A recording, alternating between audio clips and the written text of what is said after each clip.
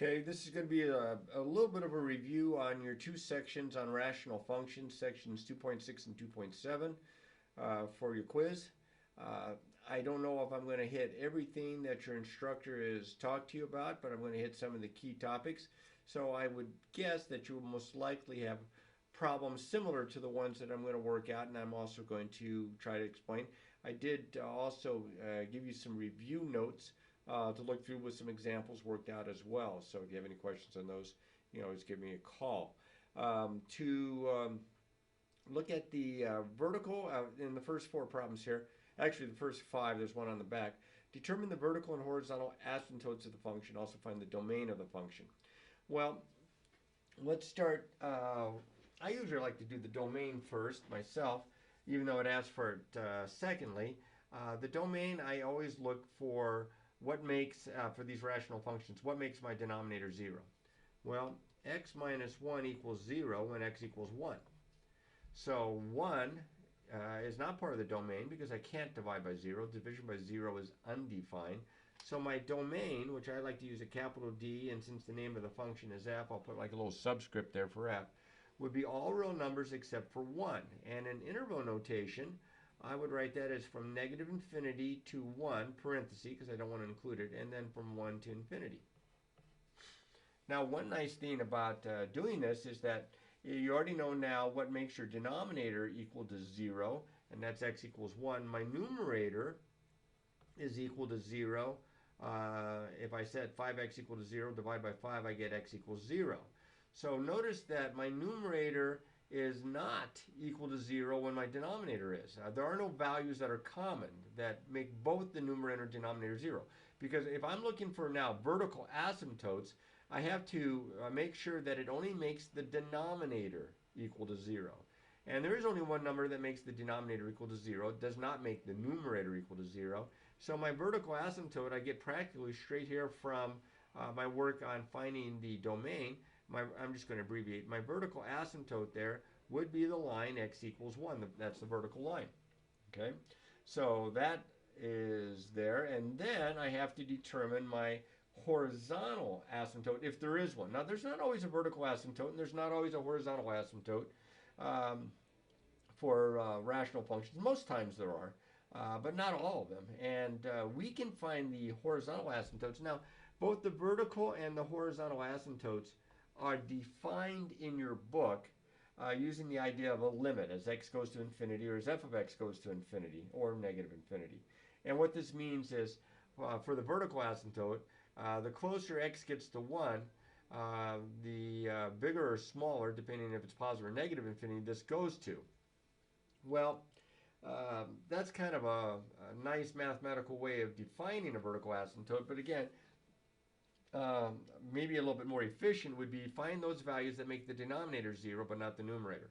Now, when you're finding the horizontal asymptote, it's kind of like what happens to your end behavior. As x goes to infinity or x goes to negative infinity, what happens to your y? Well, you can do that without having to use the calculus idea of a limit by looking at the degree of the numerator and the denominator. And in this problem number 1, the degree of the numerator is 1 because it's like 5x to the first. The degree of the denominator is 1 because it's like x to the first minus 1. When they have equal degree, you will have a horizontal asymptote. And of course, horizontal lines are in the form y equals a number. Don't forget your x equals for vertical asymptote, y equals for horizontal asymptote. And when they have equal degree like this, you look at the lead coefficients of the numerator and the denominator. In the numerator, my leading coefficient, that's the coefficient of the highest degree term. So it's 5. And here it's not written down, but it would be understood to be a 1 there. So it's 5 over 1 is your ratio of your lead coefficients, because that's how I find my horizontal asymptote, by that ratio. 5 over 1, of course, is just 5. If it was 5 over 2, I would write 5 halves. Y equals 5 halves. But in this case, it's just 5 over 1, and that simplifies to 5. And there's my horizontal asymptote. Now, that's really, I think, all he's going to want. But if he's been talking to you about finding these vertical and horizontal asymptotes by using the formal definition of what happens as x goes to infinity or as f of x goes to infinity, or as, I shouldn't say f of x goes to infinity, as, well, I guess that would actually happen as your x approaches some set number. Does your f of x go to infinity or negative infinity? Well, then you might have to go that route, but I can't imagine that's the case. Now, calculus, it might be the case, not so much in pre-calc. All right, the next guy up, g of x equals the opposite of x plus 2 all over x plus 4. So very similar to what I just did here for problem 1. I'm going to take the denominator of x plus 4, I'm going to set it equal to 0, and I'm going to get x equals negative 4. So that's the only value that I can't have in my domain because it would make my denominator 0. It was linear, so it only has the one value here. So my domain for g would be all the numbers except for negative 4. So from negative infinity to negative 4, and then from negative 4 to infinity. So it's all the real numbers except for negative 4, just like over here it was all the real numbers except for positive 1. Then I would also consider my numerator, which is x plus 2, and set that equal to 0, and I get x equals negative 2. Now notice that negative 4 will not make my numerator 0. If you plug negative 4 in, you'll be able to tell. It makes my denominator 0. So very similar to the last one, I have a vertical asymptote at x equals negative 4. And also very similar to the last one, I have equal degree in the numerator and the denominator. And you have to be careful. There's a negative floating out here. So if I was to think of this as negative 1 over 1, and if I was to distribute, I would get negative, or the opposite of x. Can you see that still? Yes, you can. Minus 2 all over x plus 4. The reason I say that is because they have equal degree. And if they have equal degree, there's a horizontal asymptote, and it's the ratio of the lead coefficients. If you leave that negative floating out there, you might think it's 1 over 1, because these are both 1s. But with that negative out there, it's going to be negative 1 over positive 1, which is negative 1. So you have a horizontal asymptote, y equals negative 1. Now, in the next example, I threw some absolute values in here to show you what can happen, and you could possibly get more than one horizontal asymptote. The most you'll have is 2. Okay, and of course the least you would have would be 0. All right, so for problem number 3, I'm again first starting out with my domain here. So I'm going to take the denominator, which is the absolute value of x minus 1. I'm going to set that equal to 0. Well, that happens only when your x minus 1 is equal to 0, or when x is equal to 1. Even though there's absolute value bars, there's no other number you can plug in for x and subtract 1 from it and get 0, because the absolute value of 0 is 0 no matter what. So in this case, it's x equals 1. So my domain is the same as the domain that I had for problem 1. The domain of f would be from negative infinity to 1, and then from 1 to infinity. Again, make note that I am using parentheses here because that excludes this value. Now that's that guy. To find, to see if I'm going to have any problem with x equal 1 here, well, you can see right away if I plug 1 in, my numerator, which is 3x, it only equals 0 when x is 0, so I don't have to worry about my numerator becoming 0 as well. And I do have an example that's coming up where both the numerator and denominator become 0 at a certain value, and I'll explain what happens at that in that situation. But for right now, I have a vertical asymptote. I have x equals 1. Now, you say to yourself here, okay, what's going on as far as horizontal asymptotes? Well, again, the horizontal asymptotes, the degree of my numerator is 1, the degree of my denominator, even with the absolute value bars, is 1. So it should be the ratio of the lead coefficients. It's just that whether I have a 1 here, which I do, like 3 over 1, so I would have y equals 3, but I could also multiply this through by negative 1, because the absolute value, and I'm going to see if I can, I can put it right above here. Although most people wouldn't think of this, the absolute value of x minus 1 is the same as the absolute value of the opposite of x plus 1. Because the opposite of x plus 1, if I factor out a negative 1, I'll get x minus 1. And we have a property in math that says that the absolute value of a times b is equal to the absolute value of a times the absolute value of b. So this is the same as the absolute value of negative 1 times the absolute value of x minus 1. And of course the absolute value of negative 1 is 1. So this is the same as the absolute value of x minus 1. So see, these are the same. But if I think of this denominator in that form, look at that. That's like a negative 1 here. If I think of this as 3x all over the absolute value of the opposite of x plus 1, well, that means 3 over negative 1. So I would also have a horizontal asymptote of y equals -3. So you have to consider both options there. And so probably your graph, I mean, it's not asking you to graph this or anything, but probably your graph is going to do something like this. If this is 3 here, and this is -3 down here, it does have a vertical asymptote at x equals 1, but it probably does something where it goes up like this and it comes down like this, something along to that effect. It might be, something more like this and something more like that. But it has, as it continues, it goes through and becomes closer and closer and closer to the line. I'd have to actually graph it, and I didn't bring my graphing calculator with me, which was silly. Should have done that.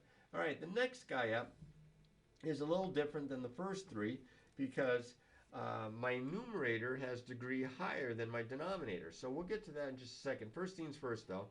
Let's find our domain. So I take the denominator, x squared minus 1, set it equal to 0. This actually is quadratic, and it factors very nicely into difference of squares. So x minus 1 can equal 0, or x plus 1 could equal 0, which means if I add 1 to both sides, I get x equals 1. If I subtract 1 from both sides, I get x equals -1. So there are two values that my x cannot equal. So my domain of h would be all real numbers except for 1 and -1, which in interval notation goes like this. From -infinity to -1, union from -1 to 1, union from 1 to infinity. Because if it's all numbers except for 1 and -1 on the number line, if there's -1 and there's 1, it wouldn't be 1, it wouldn't be -1, but it'd be all the numbers in between, all the numbers bigger, all the numbers smaller. So that's the numbers smaller, that's the numbers in between, and that's the numbers bigger. So you can see how I get the three intervals like that. Now, as far as vertical and horizontal asymptotes, I can tell you right now that neither 1 nor -1, which makes the denominator 0, is going to make my numerator 0, because the only thing that makes my numerator 0, 2x to the third equals 0, divide by 2, x to the third equals 0, x equals 0. And that's not a 1 or a -1. So I have two vertical asymptotes here. I have x equal 1, I have x equal -1. And because the degree of my numerator is greater than the degree of my denominator, I have no horizontal asymptotes. If they have the same degree as the first three examples showed, then you take y equals the ratio of their leading coefficients. And it's tempting to think, oh, 2 over 1. But you have to check the degree. The degree of the numerator is greater than the degree of the denominator. Therefore, there are no horizontal asymptotes. Okay? Now, there's something called an oblique asymptote, which I'm actually going to show you an example of. But I don't remember you having any problems assigned like that. But it might have been something you guys talked about in class. So I will show you an example. This one does actually have an oblique asymptote. And to find it, you would have to divide the numerator by the denominator, and then your oblique asymptote, because it's degree 1 greater than the degree of the denominator. This only happens, it doesn't happen every time the degree of the numerator is greater than the degree of the denominator. It has to be 1 more, which this one is. So you divide, and y equals your quotient would be your, what we call oblique or slant asymptote. But I'm jumping again maybe just a little. Okay, problem number 5. This one's a good one, and I like this problem for a couple reasons. First off, if you factor the denominator,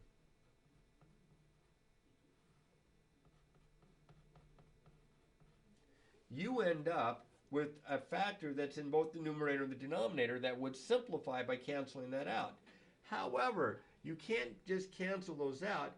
You still, to find the domain, you would still have to set the numerator, which I'm going to write down in factored form from here, set that equal to 0, I would get x equals 0, or I would get x minus 3 equals 0,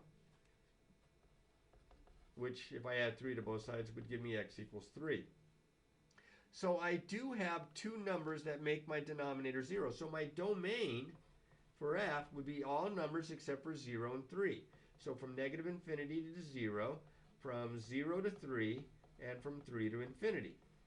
Now, see, if you cancel these out, top and bottom like that, you get 1 over x, and that looks like there's only one number that you can't have in your domain, the 0. And you've lost the 3 because you canceled out those factors. So you don't want to cancel and simplify this when you're trying to figure out your domain and also, working on asymptotes and things like that. Uh, Not yet anyway. Now, if they ask you to graph this, the graph of this and the graph of this much simpler looking function are very, very similar, with the exception that in this form, you're going to have something going on when x is 3 that you don't have going on here. Now, here's what I want to get back to. Here's your domain. What about my asymptotes? Well, my numerator, x minus 3, is equal to 0 when x equals 3. And you can see that 3 makes both the numerator and the denominator 0. So that's not a vertical asymptote. You only have one vertical asymptote because there's only one value that makes the denominator 0 that does not make the numerator 0. And that's x equals 0, which of course is your y-axis. So you say, well, what happens when x is 3? If I can't have 3 in the denominator here because it makes the denominator 0, what do I have? I don't have a vertical asymptote. You have a hole in the graph. You have a hole in the graph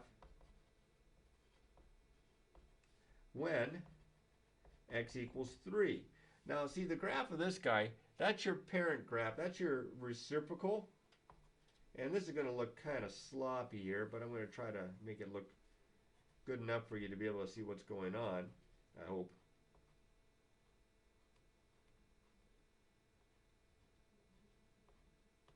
The graph looks something like this.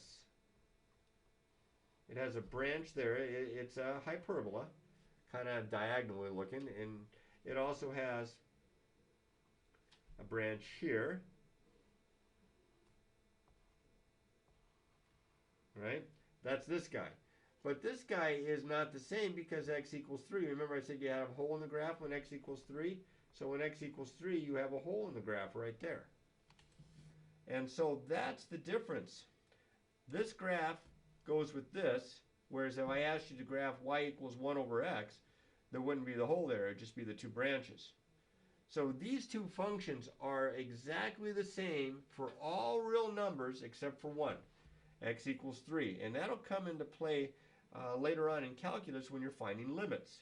But for right now, you just need to be made aware of it, because if I had to plug in a bunch of points here to try to find this graph, which would be easier to plug into? This guy here or this guy here?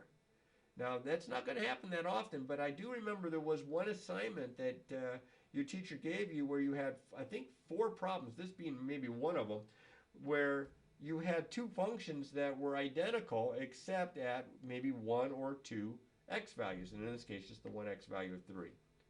All right, so there you go. By the way, I didn't write it down here, but the degree of my numerator is 1, the degree of my denominator is 2. So when the degree of the numerator is smaller than the degree of the denominator, I already told you what happens when the degrees are the same. You take the ratio of the lead coefficients. Or when the degree of the numerator is larger, there is no horizontal asymptote. But when the degree of the numerator is smaller, then there's always the same horizontal asymptote, and that's the x-axis, y equals 0. Y equals 0 is your x-axis, x equals 0 is your y-axis. And you can kind of see in my graph, although it's not perfect, those two asymptotes being there. Now, I think that should give you a pretty good look at the different things that can happen as far as finding the domain or finding vertical or horizontal asymptotes.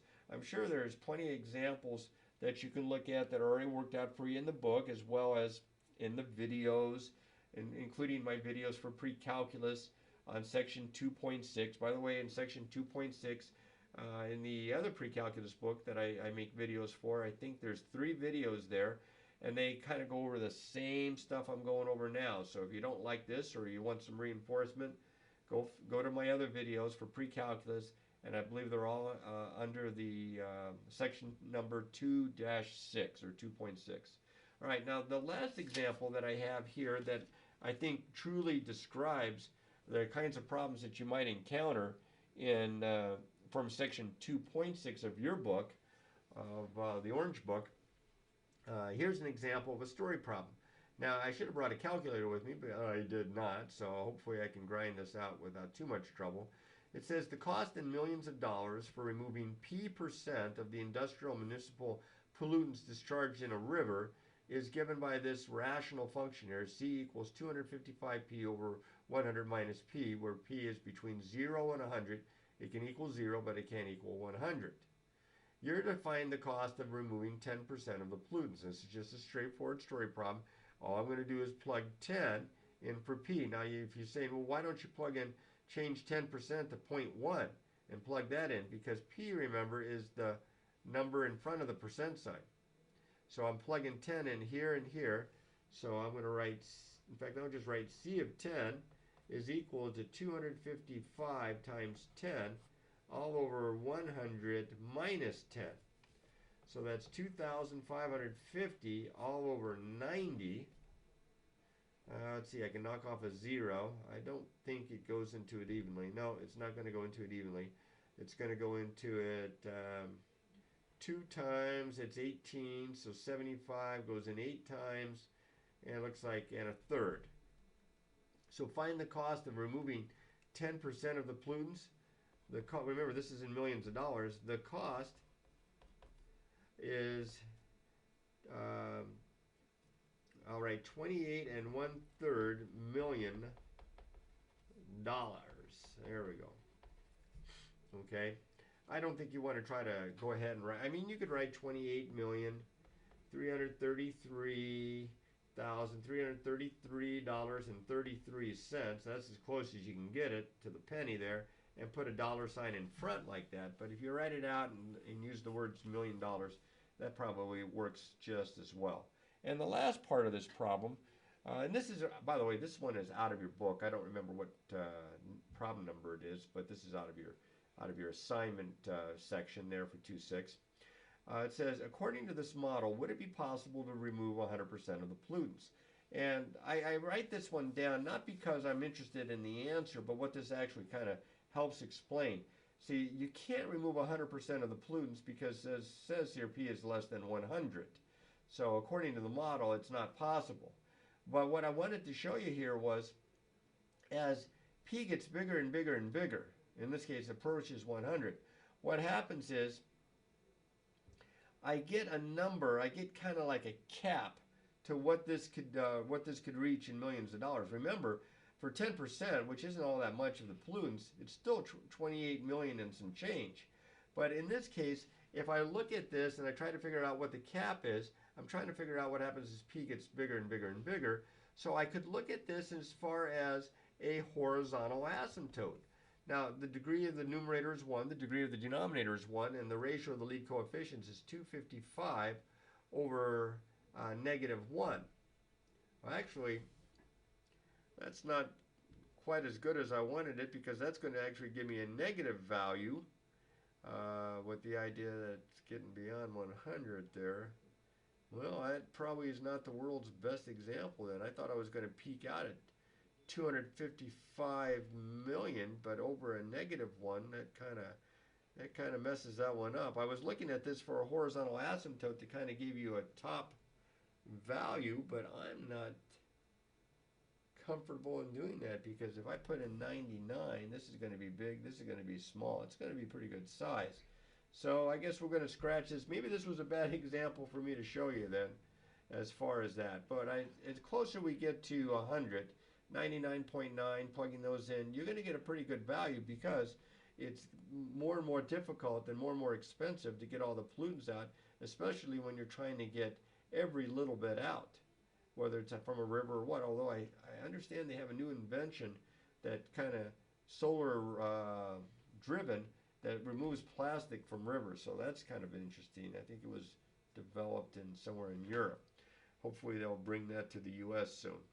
All right, so anyway, that's this guy here. I don't know if it was as much help as I had hoped it to be, but that's pretty much the kinds of things you need to know for that section. Now I have, in the next problem here, I have one where I asked for you to sketch the graph. Now this is most of what you spent your time on in section 2.7. In fact, I think you have 5 problems that are due tomorrow. And I created a video to kind of show you that. Well, it's more of the same. I picked some of these problems right out of the book, whether they were examples from the reading or they were problems from the section at the end. But I just wanted to kind of go over this, because if he has a graph or two on there, you want to know what to do, and what I would suggest that you do is actually the author gives you a list of steps on page 199. It's not the world's worst list of steps. It says find the y-intercept by plugging 0 in, then set the numerator equal to 0 and solve to find your x-intercepts, plot those.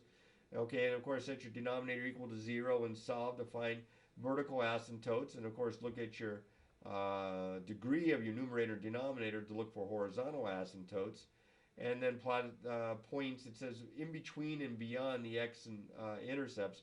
That means create a t-chart to plot in a few more points so you can get an idea of what's going on, and then draw smooth curves to complete the graphs that are between the vertical asymptotes and beyond, whether to the right or to the left of the vertical asymptotes. So I'm going to show you an example, a fairly simple one here, of doing that. F of x equals x over x minus x squared minus x minus 2.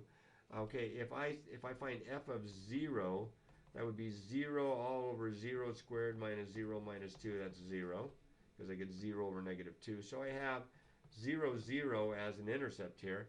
If I set my numerator equal to 0, as it suggests, I just get 0, 0 again. So there's only one intercept. It just happens to be both an x and a y-intercept.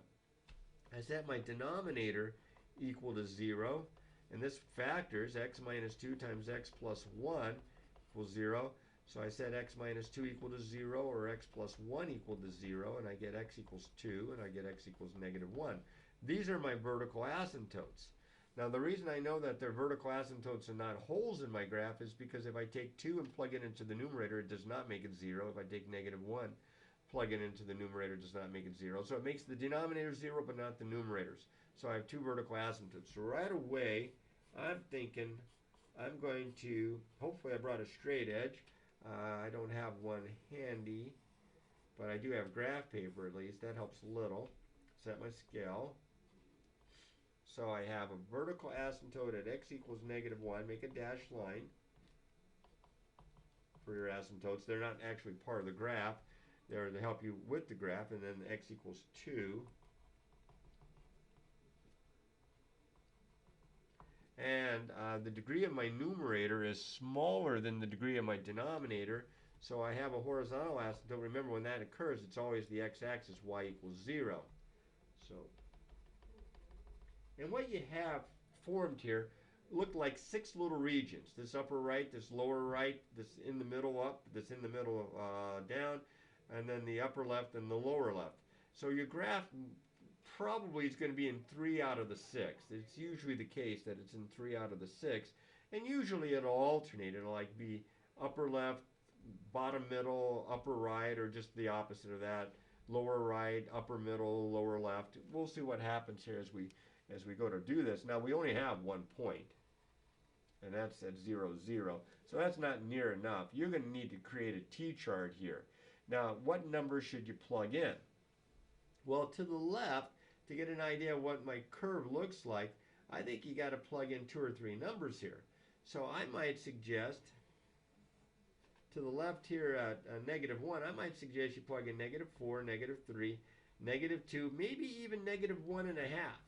Although that'll be a pain to work out. And then in between, I already have what happens at 0, but maybe negative 0.5, maybe 1, maybe 1.5. That's getting pretty close to there. And then bigger than 2 here, I might go with 2.5, 3, 4, even 5 if I have the time. If I don't have the time, I'm going to only be able to plug in a certain number of points. So I want to get a decent idea of what's going on with the graph here for x and y. So now I have to plug it into here. I'm going to write it down here, f of x, and I'm going to write it in factored form because I think it's easier to plug it in when the denominator and the numerator are both factored. So if I plug negative 4 in, I get negative 4 over negative 6 times negative 3, which is positive 18. Negative 4 over positive 18 is negative 2/9. If I plug negative 3 in, that's negative 5, that's negative 2, so that's 10. So I have negative 3 over 10. If I plug in negative 2, I get negative 2 on top, I get negative 4 times negative 1, that's positive 4. So I have negative 2 over 4, which is negative 1/2. Now this would be the tough one here. I usually think of this as negative 3 over 2, because I just do work easier with fractions. So if I plug negative 3 over 2 in, on the bottom I would have that would be negative 7 over 2, and then that would be negative 1/2, so that's 7/4. So that's negative 3/2 times 4/7. See, it's a lot of arithmetic. And so I get negative 6/7. You know, you have to kind of base it on the time that you have to get your problems done. So that's what I would probably do here. And this is going to be negative 1/2 on top. This is going to be negative 5/2 times negative 1/2 would be 5/4, negative 5/4, and that was negative 1/2 divided by negative 1/2 times negative 4/5. That's going to be positive 2/5. Well, finally, I get an integer. Plug 1 in. That's 1 on top. That'd be negative 1 times 2. So that'd be 1 over negative 2. 1 over negative 1/2. 1.5. So that's 1.5. That's a negative 1/2. That's 2 and 1/2. So that's 5/2. That'd be negative 5/4. So 3/2 over negative 5/4 times negative 4/5. It'd be negative 6/5. Yikes. No more, no more. Yeah, one more. 2 and 1/2. That'd be 2 and 1/2 on top. That'd be 1/2. That'd be 3 and 1/2. That'd be 7/2 times 1/2. 7/4 over 5/2. 7/4 is times 4/7. So that's 10/7. Now it's back to some nice integers. Plug 3 in. 3 on top. 1 times 4. That's 3/4. Plug 4 in. That's 4 on top. That's 2 times 5. That's 4 over 10, or 2/5.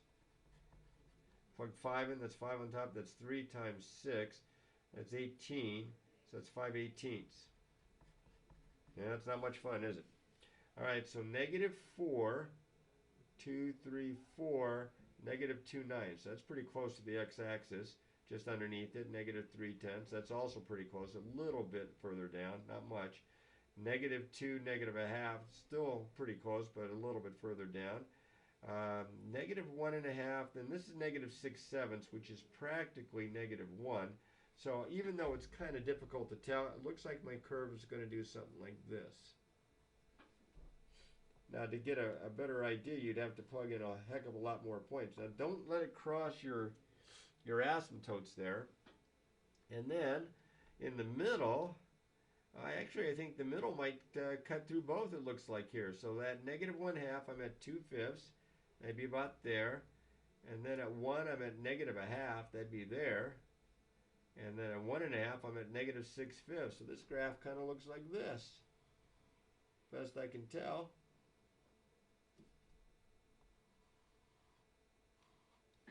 That's why we practice these, so we can encounter the different things that can occur. And I think this is one that I took from the book that was worked out for you in the book. I'm not going to swear to it.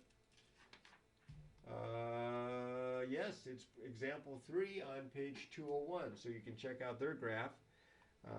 I'm going to finish this off though. 2 1/2, 10/7. That would be about not quite 1 1/2.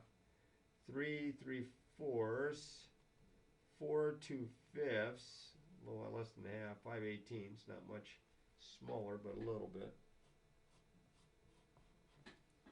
And you can see how you use and draw smooth curves between using those points and using the asymptotes as guidelines. That's how you graph these guys. And there you go. That's probably about as nasty as anything you're going to see on your quiz. There might be something simpler. I do have other examples, but I don't know if you want to put up with too much more than this. Is this one from the book? This one is also from the book. I took it because I thought I could squeeze the graph in relatively decent. So I'm going to real quick run through some steps. Now, if you feel like you've had enough review of graphing, then you don't have to watch the rest of this video. But if you want to try this one first and then watch the video to see how I do it, that might not be the world's worst idea either. In fact, you could do that conceivably with all the examples, although I didn't mention it at the beginning of my video, did I? All right, so this is the same. I'm going to write it like this: 2x squared minus 18 all over x squared minus 4. I'll get back to him in just a second. All right, so I'm going to have f of 0 would be negative 18 over negative 4, because these would be 0. And that's positive 18 fourths, or 9 halves. So there's a y-intercept for you, 0, 9 halves, 4 1/2. And then I'm going to also take x squared minus 4, set that equal to 0. This actually factors pretty decent as a difference of squares. And I set each factor equal to 0 and solve. And I get x equals 2, and I get x equals negative 2. So I'm going to have two vertical asymptotes. Neither one of these, I can see right now, the only thing that's going to make my numerator 0 is if I plug in 3 or negative 3 in here because of the minus 9. And so I think I have two vertical asymptotes here. X equals 2, x equals negative 2. I'm going to graph these in just a second. By the way, if I do set my numerator equal to 0 and solve, divide by 2, factor, and solve, I get x equals 3, I get x equal negative 3. So what happens here is it's kind of cool. I have two x-intercepts. This is my y-intercept. I have 3, 0, and negative 3, 0. So it's always nice to have more points when you're sketching. Okay, I do have a horizontal asymptote because, and that's why I multiplied it out, they have equal degree, and the ratio of the lead coefficients is 2 over 1, so that's y equals 2. So now I can hopefully sketch this. Now I'm going to probably need a t-chart yet, but let's see what the graph gives me based on what I have now. So I have, that's one. I have 0, 1, 2, 3, 4 1/2. I got that guy. I have negative 3, 0, and positive 3, 0. So those are my intercepts. I also have x equals 2 is a vertical. X equals negative 2 is a vertical.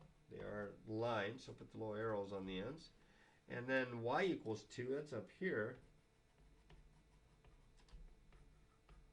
That's the horizontal line. So I'm thinking my graph's in here, and in here. But maybe it cuts through like the other one, we'll see. So I kind of need some points, unfortunately. So it's time to make a t-chart. And if I had been smart, I would have planned ahead and already created this t-chart. But I didn't. So let's see. This is negative 2. This is, well, we already have negative 3. So let's go with negative 4 and negative 2 1/2. And then negative 1 1/2. How about negative 1, 0? I already have 0. Positive 1. And then 1 1/2. Then I'm going to have to go 2 1/2. And I already have 3, so maybe 4, maybe 5. I don't know if I need that many. We'll see what happens. I mean, I got a gut feeling I know what it's going to look like. By the way, and I don't know if you will be looking for this, but this is an even function. F of the opposite of x is equal to 2 times the opposite of x squared minus 9, all over the opposite of x squared minus 4. Well, when you square the opposite of x, you just get x squared. So this is 2 times x squared minus 9 all over x squared minus 4, if you can still see it here. And that's the original function. So that's equal to f of x, and that means it's symmetric to the y. And you can see the 3 points I have are symmetric to the y-axis, so that's cool. Yeah, you look for these things. It helps you out. Negative 4, if I plug negative 4 in, where's it at? Negative 4, so that's going to be 16 minus 9, that's 7. 14 on top, negative 4 squared, 16, 12 on the bottom. What did I just say? I just had it. Doggone it. Let's see, if I plugged in negative 4, I had 14 over 12. That's 7, 6. So 7, 6, about like that. And if I plug in negative 2.5, what a mess this is going to be. I'm definitely going to want to have a calculator close by. Let's see, that's going to be, this is about 6.25 when I square it. So that's 13.5 minus 18, that's about negative 4.5 all over about 2.5. So it's going to be about negative 2, maybe, approximately negative 2. I am really approximating there, but see, you can see the curve, and you're going to have symmetry, so you know it's going to look something like this on the other side. So now really the only key is what's going on in the middle. So let's see, negative 1/2 plugged in, yikes. That's about 2.25, so it's about negative 6, negative 12 over about negative 2. It's about a positive 6, probably smaller. Let's see, this be up here, probably about like this, and I have symmetry, so I'm thinking it's going to look something like this. Just, you know, I plug in a couple more points to help myself out with. If I have time, you know, you got to keep an eye on the clock so that you use a little time management. All right, now, I had actually a couple more, but the only thing I wanted to point out here on this one is that you can see that I have a vertical asymptote at t equals 0, and it's not part of my domain. I have a horizontal asymptote at 3 over 1, y equals 3. Doesn't matter that my independent variable is t instead of x, you still work it the same way. So that would make that a little bit easier to get going on. And the other one I wanted to show you was when I have a higher degree numerator than I do my denominator. So there is one extra thing here, and I'm going to talk about it right now, and that's called a slant asymptote. When the degree of the numerator is 1 greater than the degree of the denominator, you get a slant asymptote. So what you have to do is you have to divide. Now I'm dividing by a quadratic, so I cannot use synthetic division, and I'll put placeholders in. So I have x squared plus 0x minus 1, and it's going to be divided into x to the third. So that would be plus 0x squared plus 0x plus 0 for placeholders. What times x squared gives me x to the third? Well, that would be an x. X times x squared would be x to the third. X times 0x is plus 0x squared, although it seems weird, minus x. I subtract, and that's the same as changing the signs and adding down. I get x plus 0. If I bring down, now the degree here is smaller than what I'm dividing by, so I just get x here, and I'm going to have a remainder. So my slant asymptote is y equals whatever the quotient is. Forget the remainder, just the quotient. There was no constant term, so it's just y equals x. And that's my slant asymptote. Now I have vertical asymptotes. I can see there at x equal 1 and x equal negative 1. So if I was going to try to graph this thing,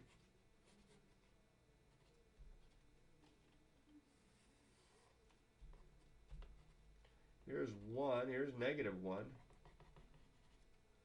Set my scale.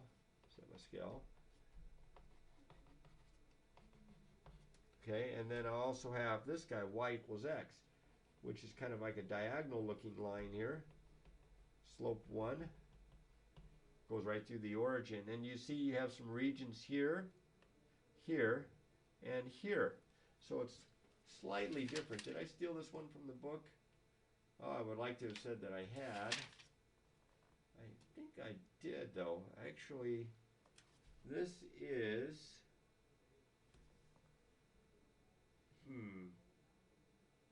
this is actually problem number 50 from page 204. Why I took an even numbered problem, I don't know, and I didn't bring my graphing calculator. If I had to wager a guess, I'm going to say something like this, that my graph, I could be wrong, put it on your calculator and check. I'm going to say it's going to go something like this. And then it's probably going to do something like, no, maybe something like this. I'm not sure which way it goes. You'd have to plot some points, and I'm not going to, because I'm sure you're tired of me talking on this video anyway. So I hope this helps a little bit. Get your graphing calculator on this guy. I can't imagine he's going to put one with a slant asymptote on your quiz. But then I'm not in the classroom with you, so I don't know what he's been emphasizing. So if he's been practicing those, you better practice them too, because it might be on the quiz. As always, practice, practice, practice.